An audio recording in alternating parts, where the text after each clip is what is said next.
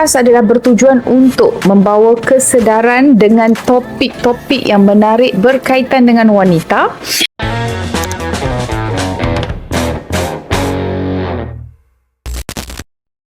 Assalamualaikum. Kita bersama kembali dalam She Podcast hari ini. She Podcast adalah bertujuan untuk membawa kesedaran dengan topik-topik yang menarik berkaitan dengan wanita. Jadi hari ini sangat rapat dengan wanita adalah cantik, doktor.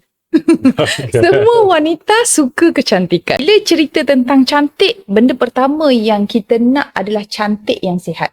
Betul, cantik tu kena sihat. Kita dalam hari ni kita akan mengupas topik yang sangat dekat dengan kita semua adalah kulit.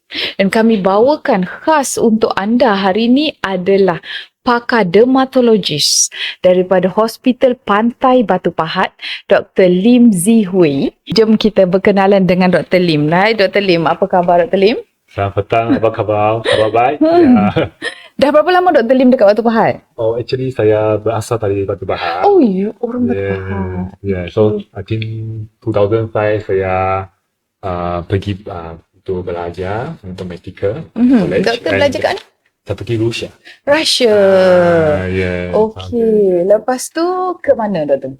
Houseman kat mana? Houseman di Batu Pahat. Oh boy, tak keluar Batu Pahat doktor.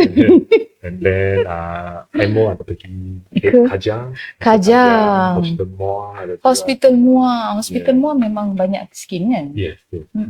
Lepas tu doktor Jadi saya balik ke pakar kan? Batu Pahat lagi untuk internal medicine dulu. Okey. And then after that saya pergi Sarawak untuk dermatology training. Oh, berapa tahun doktor belajar doktor? Kalau ikut dari tahun pertama untuk saya masuk medical U sampai sekarang sudah 20 tahun lah. 20 tahun guys. Untuk menjadi pakar kulit, kami perlukan 20 tahun. Barulah. Dah berapa lama doktor jadi dermatologist? Sejak 2022. 2022. 3 tahun, 4 tahun. Ya. See, betapa susahnya untuk menjadi seorang pakar. Dan mereka sangat penting, especially bila menangani doktor. Saya rasa dermatologist kes yang paling doktor takut lah. Macam janganlah ada kes tu hari ni. Apa kes apa doktor? Biasa kita takut cancer lah. Skin cancer. Yes. SSJ jarang lah doktor. Steven Johnson. SJS, okay. Ada juga. Steven Johnson syndrome. Ada juga. Tapi biasanya untuk dewasa itu berkaitan dengan ubat, alergi. Alergi ubat. So macam mana tu? Doktor, saya sangat bukan minat lah. Steven Johnson ni kalau skin kan, scary kan doktor? Dia life threatening tu. Okay, untuk Steven Johnson syndrome actually boleh jadi life threatening sebab kulit semua kopek-kopek, berkumpul air dan boleh efek mata dan mulut juga. So, sometimes organ dalam badan kita pun kena terjejas juga. Buah pinggang, hati. So, itu memang boleh jadi life threatening. Sampai intubation pun boleh juga. Berapa jam? Okey, untuk pengetahuan anda, Steven Johnson adalah penyakit alergik yang terlalu teruk akibat daripada ubat, makanan. Biasanya ubat. Kebanyakannya ubat. Ubat apa tu doktor? Yang salah satu actually ialah I will say allopurinol. Allopurinol untuk ubat gaul. Ada lain yang untuk macam ubat sawan pun ada juga. Ubat sawan. Ubat antibiotik pun ada juga. Antibiotik. Jadi kalau anda ada makan ubat gaul, yang paling common lah ubat gaul, antibiotik, ubat sawan, hati-hati dengan penyakit yang bernama alergik yang bernama Steven Johnson. Steven Johnson ni dia first time kena ke ataupun you dah makan lama boleh kena juga? Okay, itu actually boleh sampai 2 bulan. 2 bulan. Biasanya berlaku dalam masa 2 bulan. Maksudnya tak semestinya first time kita makan. Tak mestinya first week dulu tapak. Dia ambil berterusan untuk biasa 1 bulan, 2 bulan. Dia punya latency period. Wow. Jadi jangan rasa macam doktor ubat ni saya dah selalu makan. Dan dia rasa macam selamat. Dan itu belum lagi ubat-ubat yang tidak record. Yang kita tak record macam ubat-ubat yang tak ada label. Ya, betul juga. Ada yang sebab traditional medication tu. Traditional konon yang jamu yes, ke, ubat jamu atau natural remedy ada juga. natural remedies. So Steven Johnson ni saya bayangkan, saya pernah jumpa satu kes dekat HSA. Dulu saya houseman dekat HSA kan doktor. Saya pernah jumpa satu kes dalam hidup saya dan benda tu memang wow. Saya takkan lupalah. Lidah dia bengkak, mulut dia tak boleh nak bercakap, penuh nanah dekat mulut dia. Kan doktor? Yes. Okey. Jadi doktor, hari ni kita akan bercerita tentang eczema. Jadi anda yang ada dekat live boleh bertanya apa-apa soalan tentang eczema, kita akan cuba menjawab lagi. Tapi sebelum tu biar kita faham betul-betul dulu. Ada luka je eczema. Doktor ni cakap eczema, ni cakap fungal. Orang ni cakap apa lagi? Yes. Macam-macam. Doktor, macam mana kita nak tahu ini eczema ke apa benda ni doktor? Okay, so untuk eczema ni actually sometimes ada orang cakap kulit sensitif. Kulit sensitif. Tapi actually mungkin pasien ni pun ada eczema juga. Bukan kulit sensitif yang biasa. Okay. So eczema ni dia ada beberapa tanda-tanda yang penting. First one, kulit akan sangat kering. Kulit sangat kering. Yeah. So dia macam merekah ke? Ya, merekah. And then also kulit ada merah, keralangan, merah, gatal. Sometimes jadi kopek-kopek, sisik-sisik. Oh, bersisik-sisik. Okey, jadi kalau satu kulit dia kena ada 4-4 ke? Contoh merah je ke dah kira? Boleh juga. Merah kalau pun dia dah kira. acute, tiba-tiba datang. Dia merah. Tapi sometimes kita kalau tanya further history, kita akan tahu dia ada dry skin on and off. Biasa akan dapat history sikit. Ada cruise dia sikit. mesti dry skin on and off. Yeah. Jadi eczema ni dia akan berlaku tempat yang sama doktor? Actually ada beberapa lokasi yang memang common untuk eczema. So untuk dewasa biasanya dekat tempat lipatan. Maksudnya lipatan siku, pelipatan sini, belakang lutut, leher. Itu tempat common lah untuk eczema. Tapi kalau eczema dia teruk sangat satu badan, mana-mana pun boleh kena. Mana-mana pun boleh. Asalkan dia merah, dia gatal. Merah, gatal yang penting punya features lah. Yes. Okey, eczema ni semua eczema doktor. Kan eczema tu kan sangat luas doktor. Ada eczema sebab makanan. Ada eczema sebab bersentuhan dengan sesuatu lah, contoh sabun. Ada juga eczema. Saya sendiri doktor, saya ada eczema sunlight. Betul doktor? So untuk eczema actually ada banyak punca lah. So kalau untuk kita ada satu term nama atopic eczema. So kalau dalam kategori ni dia ada banyak pencetus. Maksudnya triggers. Sunlight pun ada satu juga. I mean, kalau panas, berpeluh, kena matahari, boleh juga ada habuk. Bulu-bulu haiwan. Aduh, susah. Yes. Matahari is everywhere. Yes. So ada orang memang akan sangat kena matahari, panas terus merah. Memang ada juga. Kita panggil photo-aggravated eczema. Photo-aggravated eczema. Okey, saya sendiri masa saya ceritalah sikit kan. Masa saya dekat Indonesia dulu saya naik motor tu. Saya naik motor dan setiap kali pun tangan saya memang sampai saya nak salam orang pun malu. So saya buat skin prick test tu, tak jumpa. Kita buat 36 tak jumpa, 48 tak jumpa. Lepas tu specialist saya cakap, dah lah Ana ni tak tahulah tu apa benda, kau carilah sendiri. Tapi eczema bukan semestinya memang sebab satu allergen lah. Dia actually yang banyak itu panas, berpeluh.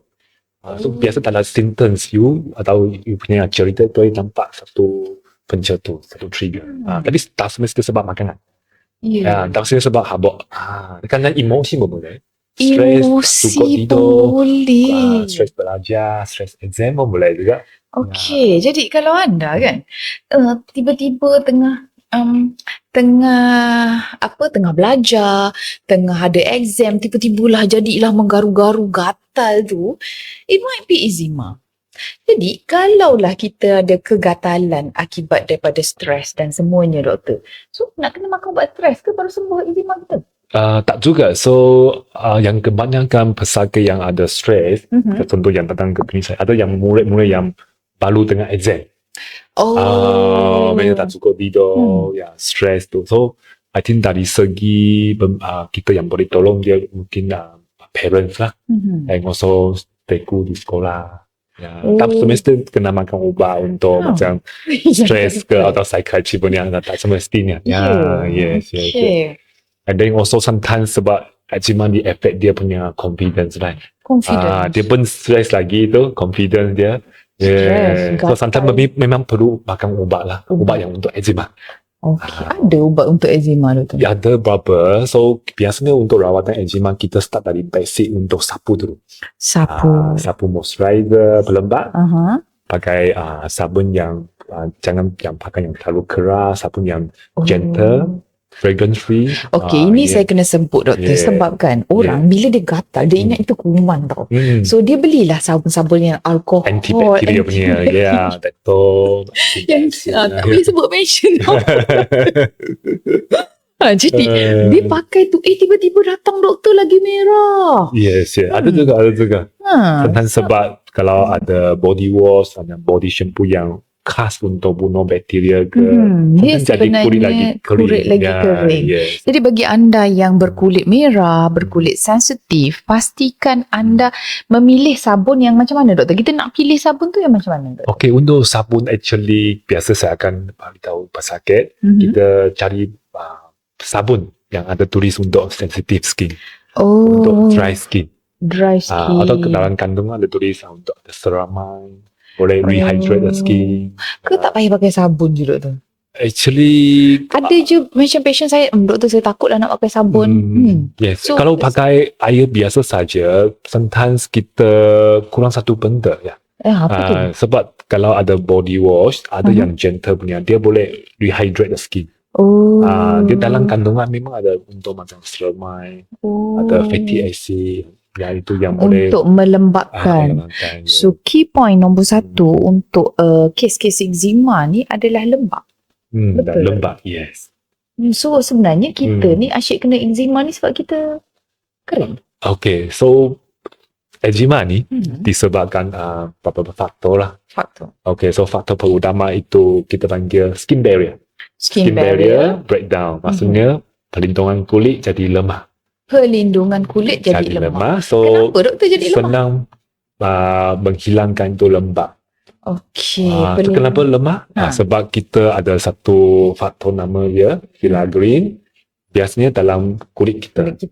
So kalau ada genetic history of eczema atau asma ke allergic rhinitis.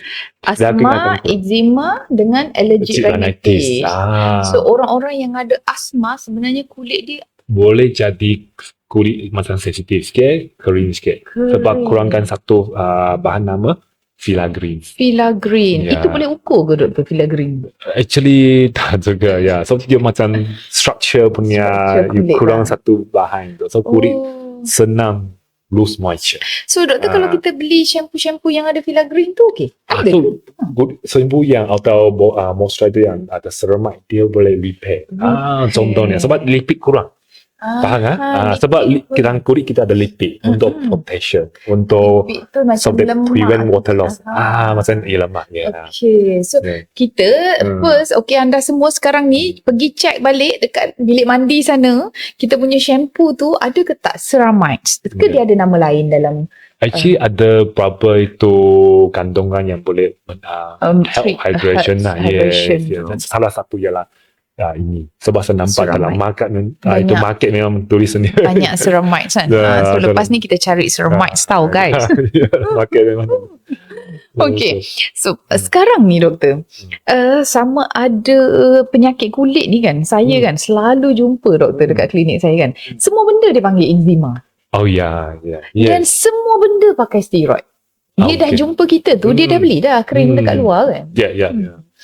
Jadi sebenarnya doktor, penting tak untuk kita jumpa doktor dulu tanya, doktor ni kenapa kulit saya ni? Ataupun main pakai je. Sebab bila dia pakai any steroid cream, sebenarnya hilang je. So kenapa nak jumpa doktor? So untuk sesetengah pesakit, mereka ada kulit merah, mereka kulit penlasa kering, penlasa macam ada sisek-sisek, kita maksud itu eczema. Tapi sometimes tu boleh sebab kulak juga. Boleh jadi sebab So kalau you sapu steroid, boleh baik juga. boleh baik juga. Sementara. Sementara tapi je. Satu minggu lagi terus.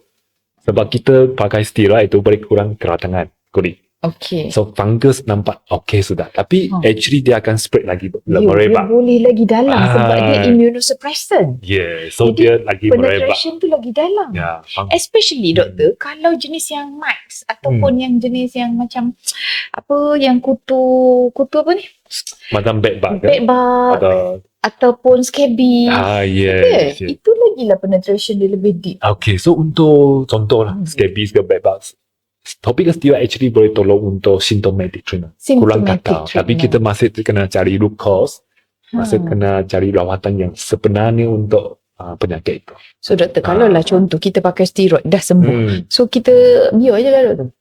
Okay, so biasanya untuk eczema, you sapu steroid baik. Tapi dia berulang juga. Tapi kalau untuk fungal infection, sapu boleh baik sikit tapi dia datang lagi merebak. Lagi keluar. Dan you kan tengok dia kulit macam dia ada macam ringworm infection. So ada berbeza lah. Tapi sometimes kalau sapu banyak steroid, kita ada satu penyakit nama dia tinea incognito. Maksudnya fungal infection macam tak tahu apa itu. Sebab satu steroid sudah ubah dia punya morfologi. So ada banyak-banyak itu morfologi penyakit kulit itu. Sebab kan saya rasa rutin lah kita rakyat Malaysia kan. Kita macam gatal je, cari ubat gatal lah. Cari ubat gatal dan kita tak ada rutin untuk tanya doktor dulu ataupun macam contoh lah ChatGPT lah doktor kan. Dia orang pun scan, ini kulit ni masalah apa, dia pun hantar ke ChatGPT. Benda tu boleh terima ke doktor? Okay, so saya ada pesakit memang pakai ChatGPT sampai mereka sangat takut. Mesti datang jumpa saya. Ada berapa case sudah. Mereka kata tengok ChatGPT, memang tahu banyak itu information lah. Nanti yang bagus juga mereka increase awareness. Mereka tahu ini apa. Mungkin apa. So I think in a way is helpful also. Just that we jangan macam terlalu percaya. Kita kena analyze juga and then pergi dapat professional advice. And also because sometimes ada orang memang sangat takut. Sama tak boleh tidur juga. Dia ChatGPT satu takut cancer ke apa ke semua ada. Skin cancer pun quite arise juga kan? Yes. Saya ada patient saya jumpa hari tu, dia bermula dengan satu titik tahi lalat saja doktor, dekat kaki. Dekat kaki. Jadi dia garu-garu tahi lalat tu merah dan merebak. Merebak. So then dia datanglah, dia cakap doktor it start with tahi lalat. Dan hari tu kita gunting hantar sampel untuk ambil tahi lalat tu, and ya Allah, it's a cancer. Basal cell carcinoma. Adalah. Umur berapa? 60 lebih. 60 lebih. Dekat kaki. Boleh juga. Ada juga. So simple more je doktor. Dia bagi saya kan, dia macam ya Allah, muka bentuk dia not even cancer pun. Dia simple je, bulat dan dia macam senang untuk tertanggal sekali. Basal cell. Boleh juga. Boleh jadi. Semudah itu. Kenapa doktor tu? So untuk basal cell actually is one of the most common skin cancer. So kalau biasa basal cell atau squamous cell pun ada juga. Dia hitam. Tapi biasanya untuk basal cell lagi sebab itu kalau you buang, you buat keruk sikit, settle dia tak merebak. Bukan macam cancer lain lah. Perlu kemo dan dia tak payah kemo gunting je settle. Mungkin kena buang dia margin kena clear. Kalau tak dia tumbuh balik. Itu saja. Kena buang semua lah, exercise lah. Okay, good. Best kan? Okay, jadi kita dah kenal pasti. Okay, merah, gatal, bersisik, kering. Itu adalah eczema. Saya hadapi satu masalah besar bagi orang-orang eczema. Doktor, kenapa dia asyik datang balik? So untuk eczema ni, dia memang sejenis penyakit kulit yang jenis berulang-ulang. So dia takkan sembuh? Ada sesetengah orang, dia mungkin contoh lah, baby, dia sampai dewasa dia sudah baik. Cuma mungkin tangan saja yang ada eczema. Semasa kecil satu badan. Tapi ada orang yang dia ada eczema yang berterusan. sampai dewasa pun ada, flare out pun ada. So ada setengah orang mereka perlu ubat yang lagi advance lah, contoh ubat makan ke atau ubat suntikan. Ada juga. Yeah. So orang yang macam ni, contohlah dia takkan baik. Tengok juga. Ada orang dia akan baik and then just kata sikit saja. So I will not say is sembuh sepenuhnya. Okay. Dia boleh baik, boleh kawal. Boleh dikawal dengan cara yang sesuai, yang sesuai. Tapi ada risiko boleh flare balik. Datang balik. Tapi kalau dia, especially bila dia stress kan doktor? Yes. It's real guys. Sebenarnya stress induce eczema ni saya pun banyak jumpa. Ada juga. Yes. Dan macam okay. Jadi eczema untuk baik doktor, adakah perlu prolong steroid use? Okay. Berapa lama nak guna ubat? Sampai bila nak guna ubat? Dan macam mana saya nak tahu ubat tu sesuai untuk saya ke tak? Sebab dekat pasaran penuh krim. Ya, market mana juga. So untuk topical steroid, actually salah satu I will say weapon that we can use to treat eczema. Satu alat lah. So eczema ni untuk steroid actually sangat penting juga, sebab untuk keadaan kulit topical steroid memang boleh kurangkan radang. Biasanya kalau use apa lotion tak ada banyak guna lah, cuma kurangkan kering saja, tapi masih merah. So kita perlukan topical steroid. So perlu guna topical steroid. Topical steroid tu krim sapu yang ada steroid lah. Biasanya dia warna putih, belakang dia kot tu. Kan? Biasanya dalam tu ada steroid lah. Cuma so berapa lama dia nak guna steroid? Okay, so untuk topical steroid ramai orang akan takut pakai itu, tapi kalau kita pakai in a short period of time and also use the correct strength, correct potency in the correct place, actually tak berbahaya. Okay, saya mention betul-betul correct strength, dengan kekuatan yang betul, correct place, dengan tempat yang betul, correct, apa kata lagi? Satu limited period, masa yang betul akan menembak habis eczema tersebut. So I mean in a controlled manner. Jadi steroid ni bukan sembarangan, ni boleh sapu bila gatal sapu. Tak jalan yang ni, beli yang lain pula. Upgrade lagi kan. So untuk topical steroid actually dia ada beberapa strength lah, kekuatan. Ada yang satu yang paling kuat, biasanya kita sapu dekat tangan, kaki. Yang lagi yang macam moderate potensi, yang kekuatan sederhana, kita boleh sapu dekat badan, sometimes muka kalau perlu. So yang paling rendah punya itu strength tu kita panggil low potensi punya topical steroid. Tu yang kita khas untuk muka, sekeliling mata. So ada eczema dekat sekeliling mata juga ya. Betul. Saya ada seorang patient dia kata saya terganggu sangat dan dia sangat tak selesa.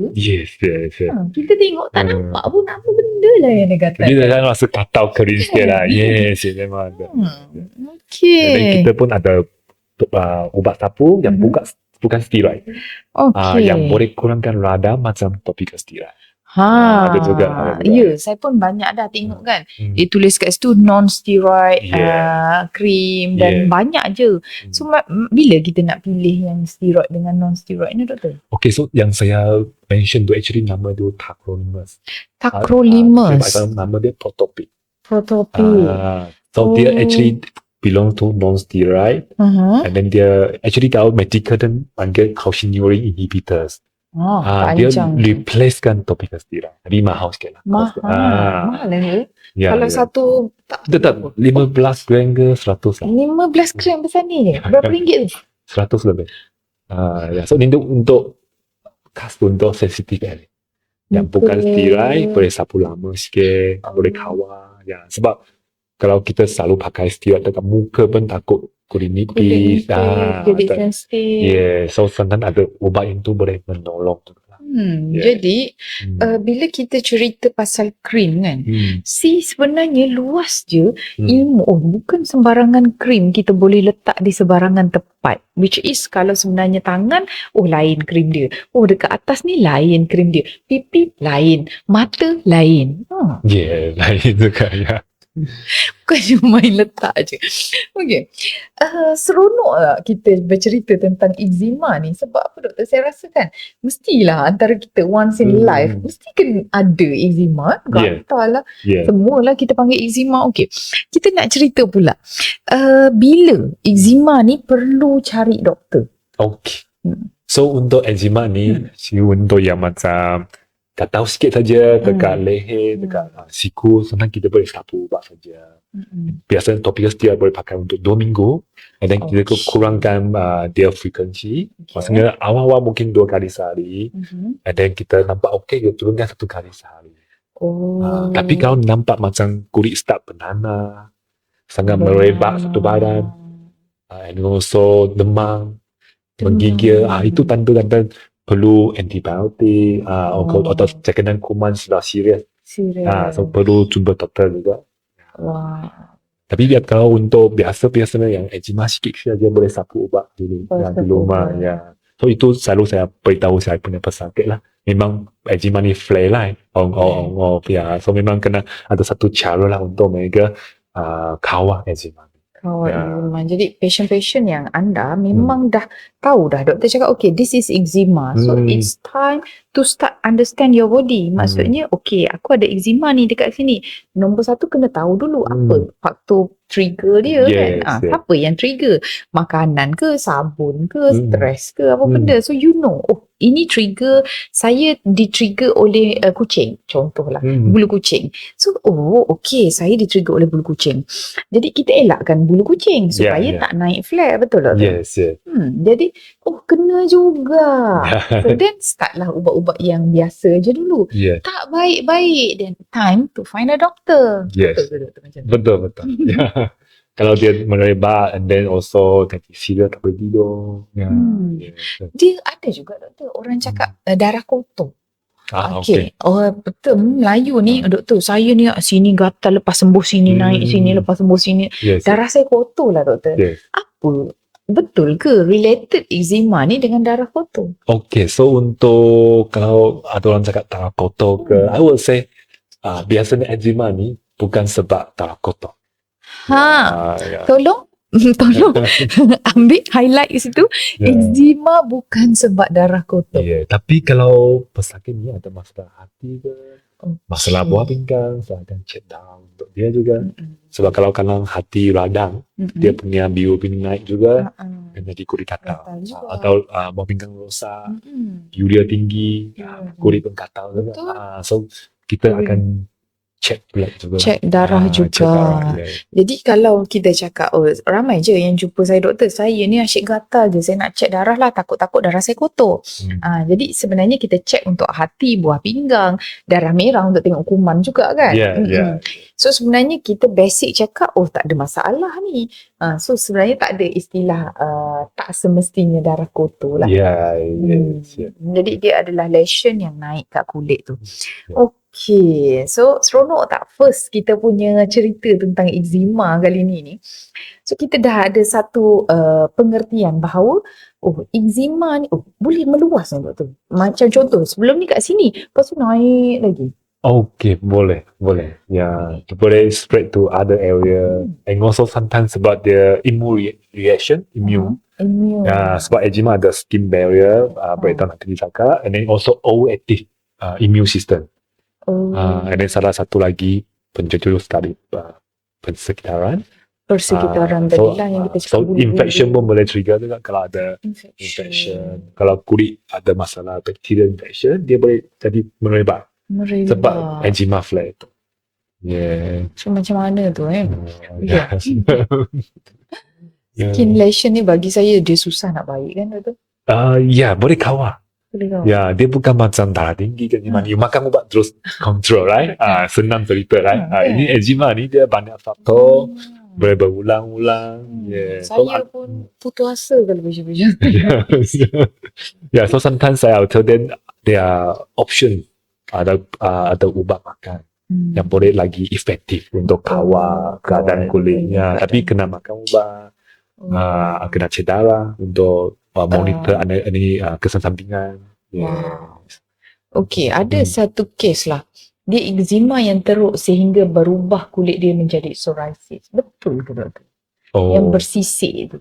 So dia kata mula-mula merah-merah je doktor. Lepas tu tiba-tiba kulit dia jadi bersisik. Bersisik.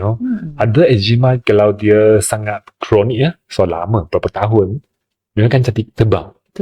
And then dia tadi macam kita panggil lichenified. And then sometimes sisik juga. So memang nampak macam psoriasis. Ada juga. Dia seperti psoriasis sebab dia sangat tebal kulit semua kering, tebal, bersisik.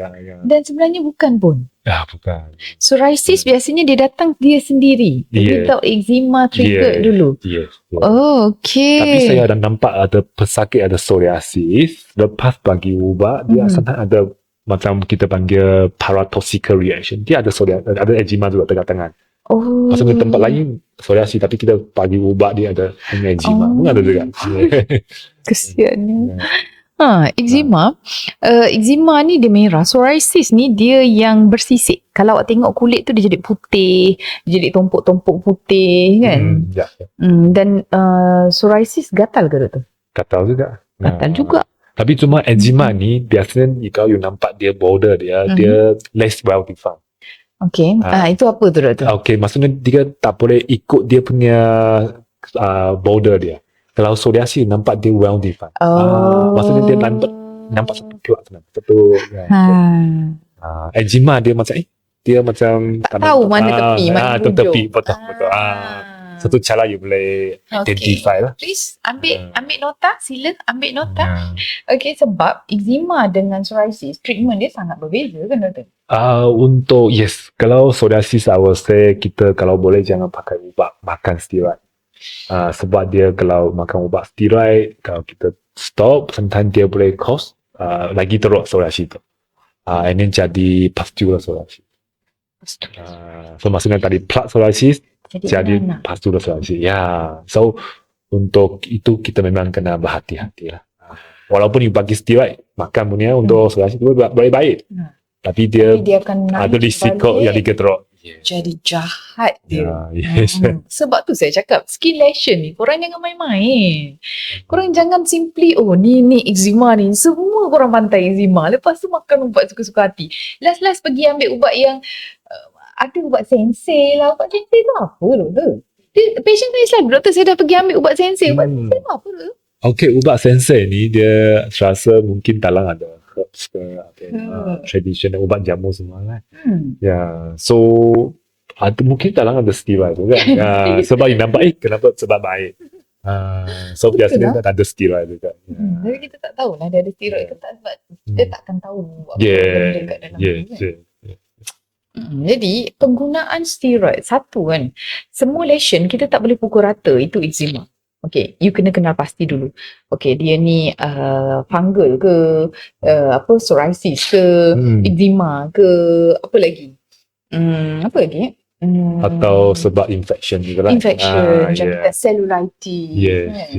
So, atau banyak macam. Banyak. Masalah kulit ni banyak. Dia jangan pukul rata letak krim. Dah lah ni. Dia apa tahu? Dia okey sekejap. Lepas tu dia akan rebound naik dengan lebih jahat. Yes. Saya tahu penyakit kulit ni common. Tapi orang nak jumpa doktor kulit ni, saya rasa terakhir. Yes.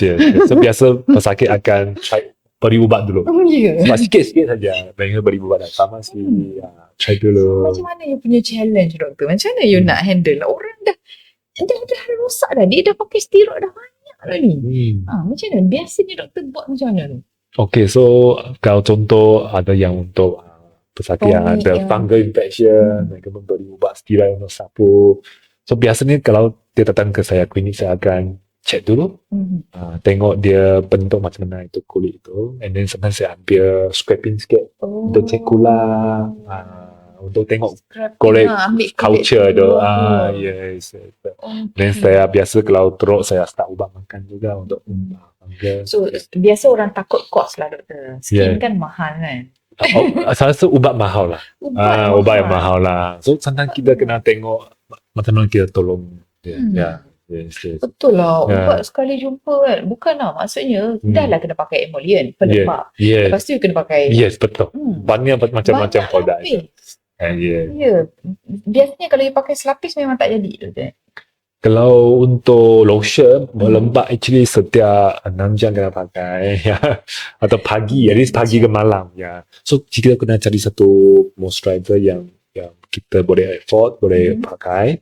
Dan kita jangan macam terlalu takut sapu.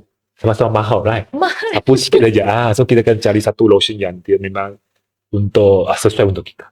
Yang kita boleh pakai.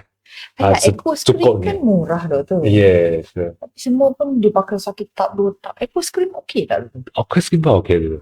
Boleh tu. Satu good choice juga lah. Ya.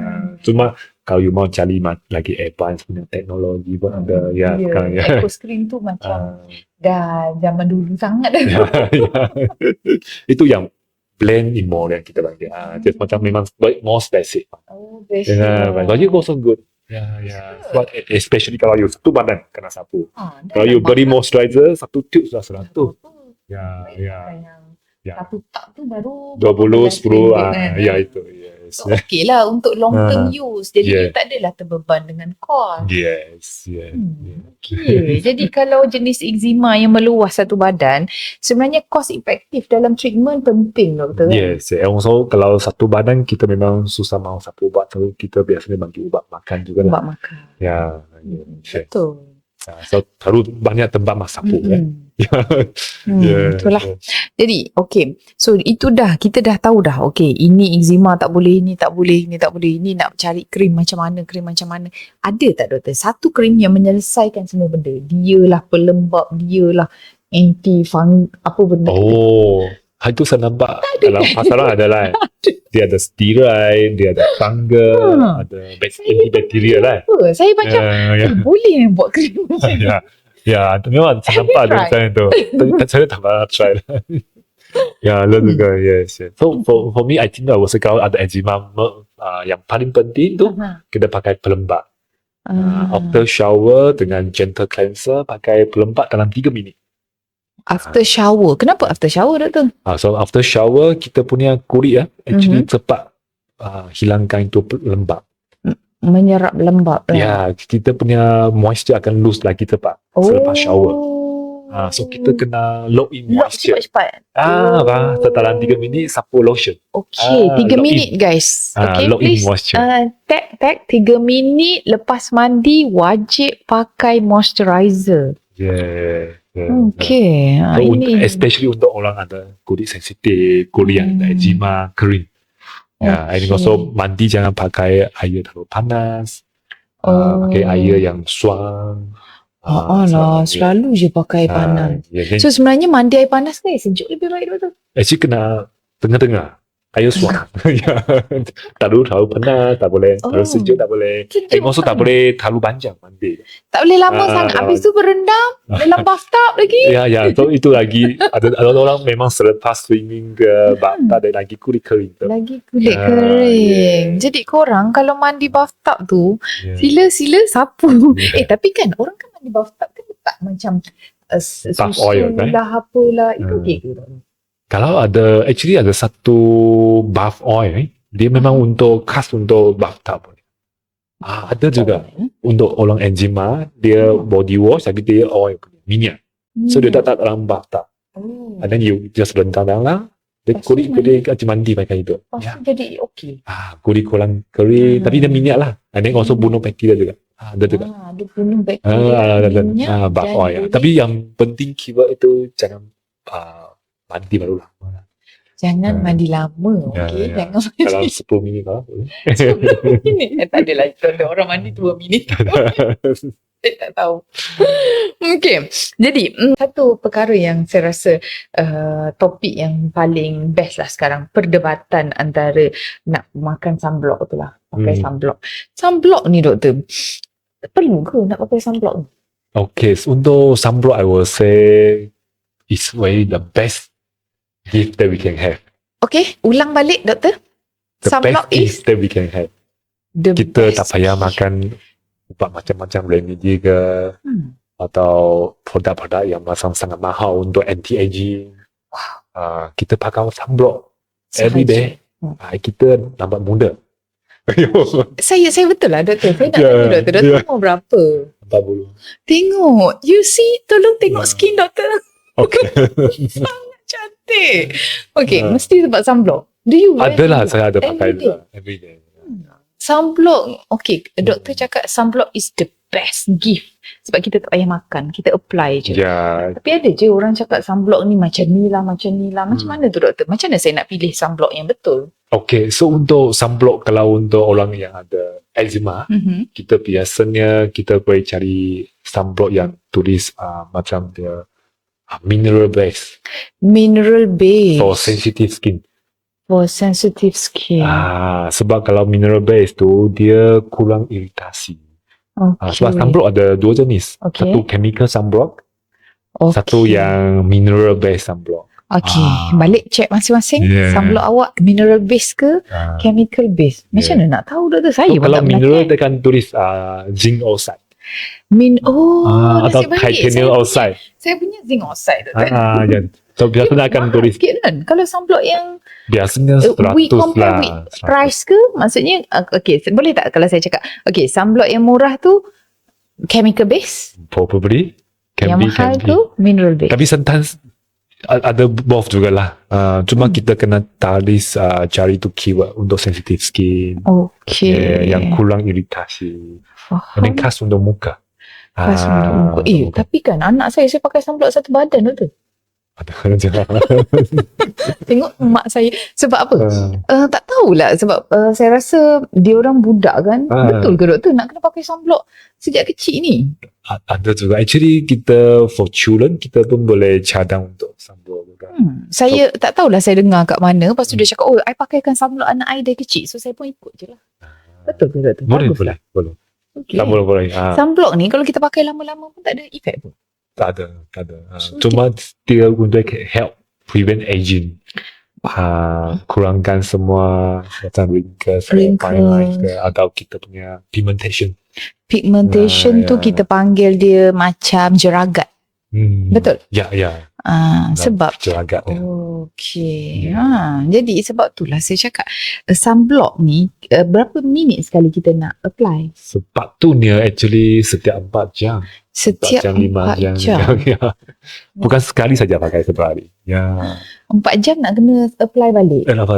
So apa beza orang cakap sunblock, sunscreen dan sebagainya? Okay, so actually kalau cakap betul-betul tak ada satu produk yang boleh 100% block lah. So actually sunscreen. Cuma kita sudah biasa cakap sunblock. Tapi actually sepatutnya sunscreen. Dia screen, dia filter dia. Tapi bukan 100 lah. Bukan 100%. Tapi dia memang boleh menolong. So kalau kita pakai macam topi ke, dia boleh sunblock juga doktor? Ya, topi boleh. Not necessarily cream kan? Tapi kalau cream sebab dia sunlight from different direction. Okay. Topi mungkin boleh cover dari satu atas, direction. Tapi sometimes kita ada dari tengok tepi bawah juga. So I think sunscreen is a good anti-aging. Anti-aging. Ya, Jadi train sebab juga. itulah saya nak kena emphasize dekat sini doktor. Sebab kan bila kita tak pakai sunblock dari muda, sunscreen dari muda, kita akan menanam jeragat dekat dalam. So bila skin dah berganti tiba-tiba dah tua nanti keluar freckles macam ni. Jadi sunblock ni kita akan nampak kesan dia bila kecil. Maksudnya dari early kita start lah. Yes. Patutnya kita kalau sejak macam contoh lah umur 12 ke 12 outdoor activity banyak juga. Sama ada orang banyak freckles juga lah sejak kecil. So kalau kita ada sunblock bukan sepatutnya 100% tapi at least dia boleh protect kita punya skin. Jadi yang naik freckles tu, freckles jeragat tersebut tu adalah disebabkan oleh kulit kita yang dulu. Betul? Ada juga. Ada yang macam teenager onset. Ya ada. Lama dia tua teenager. Boleh tak kalau kita pakai krim untuk buang benda tu doktor? So untuk yang pigmentasi di kulit ada yang krim boleh buang pigment juga. Tapi biasanya efek dia slow. So lambat. And then also kita perlu pakai sunscreen juga. Kena pakai juga. Sun Sampai protection. bila-bila lah kena pakai sunblock. Sunscreen tu. Sunscreen. So kita akan nampak efek dia kurang lah. kurangkan pigmentasi. Oh, so sebab tu lah orang laser tu, Doktor. Yeah, so laser salah satu alat kita boleh pakai. Tapi some protection masih penting juga lah. So walaupun pakai laser, beberapa session sudah kurang, tapi kena sunlight datang lagi. So for long term, I would say sunblock every day. With sunscreen every day. Okay. Okay, kita lock lagi. Sunscreen every day, every 4 hours. Sapu je. Okay, so yang berapa kita nak pilih, Doktor? Ada 30 lah, ada 70 lah, ada 50 lah. So I think kita kena cari sunscreen yang sesuai untuk you. So kita ada orang okay, dia tak ada masalah eczema ke, tak ada masalah alergi semua. So dia boleh pakai sunscreen yang sesuai untuk dia, dan also cost itu dia boleh afford. Yang penting dia konsisten, kena pakai. Bukan 1 minggu pakai, 1 bulan tak pakai. So makin tak ada efek juga. Memang setiap bulan, setiap hari pakai. And then yang you cost itu bukan sangat tinggi juga, you boleh afford, you boleh beli, lagi bagus. So consistent also is the So key. tak semestinya SPF 50, PAA. Actually at least SPF 30 ke atas lah. 30 ke atas. Yeah. Jadi SPF 30 nak AAA tu apa tu? Dia ada macam grading dia untuk filter UV, protection factor semua. Ada cara untuk grading lah. Yes. So the sunblock sunscreen itself ni sebenarnya memang asalkan you mampu pakai hari-hari, tak apalah. Yes. Sebab yang penting tadi ada pakai. Yang penting pakai. So hari ni kalau tak ada moisturizer pun tak apalah. Kena ada sunblock. Guna muka. So kita mau untuk kecantikan untuk wanita lah. Ini tujuan kita ada ini podcast . So I would say sunscreen sangat important. Sunscreen, okay. Untuk wanita. Untuk wanita yang makan ubat produk mahal-mahal, sunscreen lagi bagus. Sunscreen je. Tak payah krim mahal-mahal, okay. Sunscreen dari muda. Sebab tu anak saya dah umur dia kecil pun saya dah pakai. Ada? Dia orang marah, Doktor. Apa ni? Okay. Ada tak sunscreen yang khas dicipta untuk orang eczema, Doktor? Yang saya pakai itu, kalau ada eczema dekat muka, photo aggravated boleh jadi eczema flare juga. So saya akan suggest untuk sensitive skin punya sunscreen. Contoh yang mineral based tu.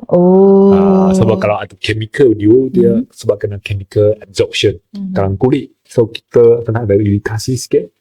Kalau untuk mineral itu sebab dia physical sunblock. Maksudnya dekat atas kulit, and then dia reflect to sunlight tu. So dia kurang iritasi. Satu physical sunblock, satu yang chemical. So physical less sensitive, less irritative. Dia pakai physical sunblock tu macam mana? Dia pakai juga macam titanium oxide, zinc oxide. Tapi you sapu dia actually stay satu layer dekat atas kulit. Untuk protect from sunlight. So you kena pakai 2 layer lah kalau eczema? Tak juga. Sebab sometimes sunblock itu untuk eczema prone sensitive skin, dia macam moisturizer juga. Dia texture dia memang moisturize juga. You sapu macam moisturizer, ada sunblock effect juga. Ada juga, Okay, banyak tak ilmu hari ni kita dapat hari ni? So ada ni, saya tengok komen, kita tengok ada soalan. Dah share ke? Wow, banyak soalan kita.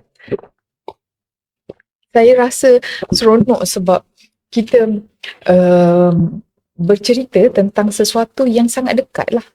Sangat basic knowledge yang sangat mudah untuk kita dapatkan. So hari ni saya recap sebalik, if you have lesion, ada apa-apa kegatalan dekat kulit, pakai krim je. Kalau tak selesai, dan jumpalah doktor. Tak semestinya ubat yang mahal itu bagus. Ya, betul. Okay. Yes. Saya dapat simpulkan begitu. Tak semestinya krim yang mahal tu bagus. Yes.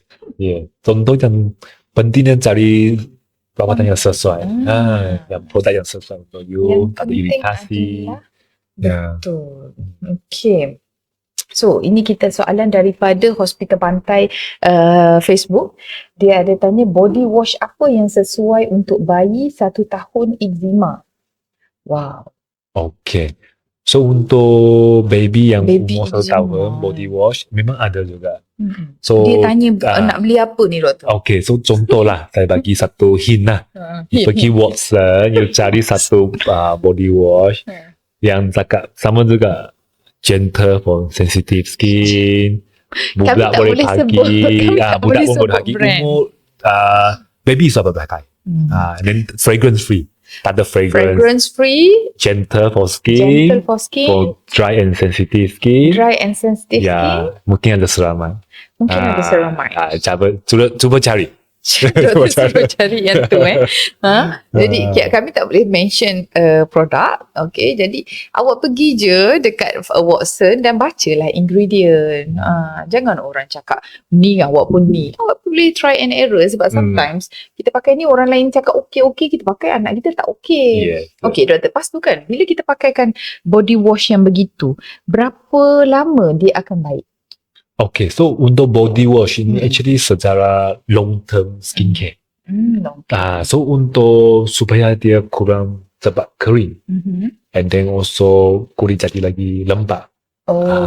Tapi yang penting kena satu lagi moisturizer selepas mandi 3 minit tu. Ya. Jadi doktor dah mention tadi body wash tak cukup, mesti kena top up dengan moisturizer 3 minit. Doktor mention 3 minit, korang lock 3 minit ni. Okay, so soalan kedua, banyak sekarang ubat eczema jual kat sesuatu bukan dari kelulusan KKM. Jika masa panjang penggunaan, ada kesan tak dok? Okay, so untuk produk dari online lah maksudnya. Kita tak tahu tu apa kandungan. Okay. So kita memang kena berhati-hati. Kalau dia tulis ni produk ni pakai dalam 3 hari boleh sembuh sepenuh ni. Kita kena berhati-hati. Kenapa kena berhati-hati dok? Kenapa? Takut ada steroid dalam. So kita memang kena check dulu. Sebab paling mudah untuk cepat hilang sesuatu masalah kulit adalah dengan meletakkan steroid dalam krim tersebut. Dan kadang-kadang semua krim yang ada di pasaran yang jenis cepat tersebut boleh hilangkan kegatalan anda dalam masa 3 hari. Mesti ada steroid. Okay. Soalan seterusnya. Ini best ni. Wet wrap treatment. Dok boleh ceritakan lebih lanjut teknik ni?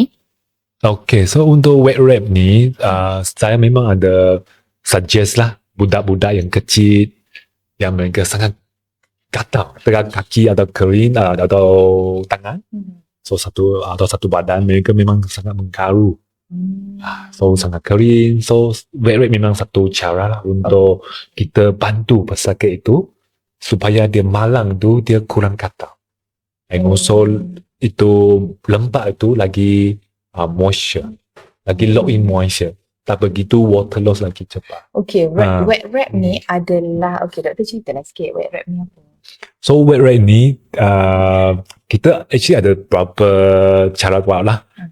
Kita ada tu nama tu tubular bandage. Tubular bandage. Tubular bandage so, ni boleh cari dekat Shopee ada. Shopee ada. Okay lah, murah sikit lah. Tak nak tubular bandage. Lain, pakai apa lagi doktor? Okay, so untuk bandage ni, actually saya akan cadang itu sebab dia boleh elastik and then dia ada satu, sebab dia tubular. Oh, boleh masuk lubang. Boleh masuk. So biasa kita akan contoh lah, kita sapu lotion dulu. Malam sebelum tidur. Malam sebelum tidur sapu lotion dulu. Okay. Selepas yang wet wrap itu, contoh tubular bandage, you separuh itu, you masuk dalam air suam. Okay, ambil tubular bandage tu, masuk air suam. Lepas tu, jadi macam mengiring sikit. Mengering kan? Macam kasih keringkan sikit. Oh, keringkan perah-perah sikit. Yes. So, masuk itu. Masuk je kat bahagian kaki. Contohlah dia punya eczema ni dekat kaki. So then ambil letak lotion. Sebanyak mana nak letak lotion tu? Nak tebal-tebal ke? Satu badan tu. Satu badan So biasanya untuk wet wrap tu memang kena ajar di klinik lah. Kena. So kalau cerita macam ni boleh imagine boleh bagus. Tapi yang penting dia wet wrap ni boleh tahan 4 jam.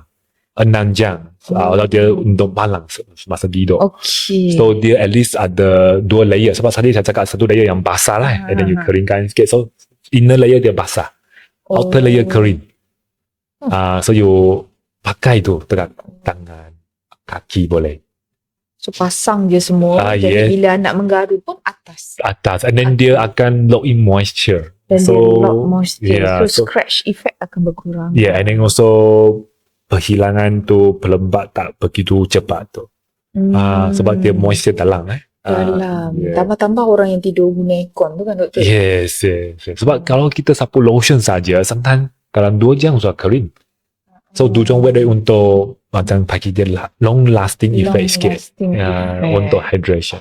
Okay, so faham lah wet wrap boleh je korang kita nak buat sendiri, tapi the best is Dr. Lim cakap belajar dulu, sebab takutnya kita main buat je salah pula. Okay, sekarang terdapat krim pH 5.5. Kulit yang macam mana boleh guna krim pH 5.5 ni? Oh, itu satu jenama, right? Okay. So untuk pH 5.5, so saya tahu sebab kita punya skin pH memang kalau boleh kita stay dekat 5.5. 5 itu lagi bagus. Tapi cuma I will say itu pun satu macam mungkin untuk promote produk itu. So I won't focus on pH 5.5. I will say kalau untuk body wash ke atau pelembab, cuba cari yang sesuai fragrance free. Preservative free. Yeah. Oh, dah 1 jam lah tu. 1 jam sudah. Mereka dah bagi queue dah. Okay, tapi ni saya kena sebut ni. Biasakan eczema adakah minyak kelapa atau serbuk kunyit berkesan untuk moisturekan kulit? Cara ni biasa nampak petua orang India. Orang India. Tahu dia cakap. Okey, dia tanya soalan dia adalah minyak kelapa dara atau serbuk kunyit boleh membantu moisture kulit. Oh, so itu produk macam herbs natural herbs lah. Dari India lah. Ayurvedic lah dari India. Yeah. So maksudnya kalau actually, nak letak kunyit lah. Ya. Tapi saya ada satu pesakit, dia pakai ginger juga. Cream, ginger cream. Ginger cream. Macam tonik ke apa ke. Dia lagi iritasi. So kita memang kena berhati-hati jugalah. Itulah. Apa kita kata, saya cakap for those yang kalau sikit-sikit tu tak apalah. Kalau kita kata nak try kan. Tapi kalau dah banyak, dah merebak, I think jangan cuba-cubalah, takut makin merebak. Okay, so saya ambil satu soalan. Alah, ini confirm soalan dia, anak eczema, so memang anak asma, so memang eczema ni normal ke? Okay, anak ada asma, dan sekarang ada eczema. Okay, so untuk kalau pesakit ni ada asma, memang risiko tinggi untuk dapat kulit gatal juga. Kalau kulit merah, kulit kering. So itu memang risiko tinggi sikit. Risiko tinggi. Yeah. So kena. Asma, eczema pula. Yeah, and then sometimes ada sesama. Allergic rhinitis. Pula, sian. Yeah. Jadi, saya rasa bila kita ada anak yang asma ni, paling utama adalah sentiasa, mungkin sebab dia ambil steroid tak juga Tak juga. Sebab memang kita panggil atopic tendency. Ya, atopic. Ada ayat ni. So memang dia kalau ada asma, dia akan predispose to dapat penyakit lainnya, eczema ke allergic rhinitis. So ini memang dalam genetik dia. Dalam genetik. Okay. Wow. Dr. Lim, saya hari ni 1 jam tahu-tahu dia orang dah letak tangan dah suruh berhenti.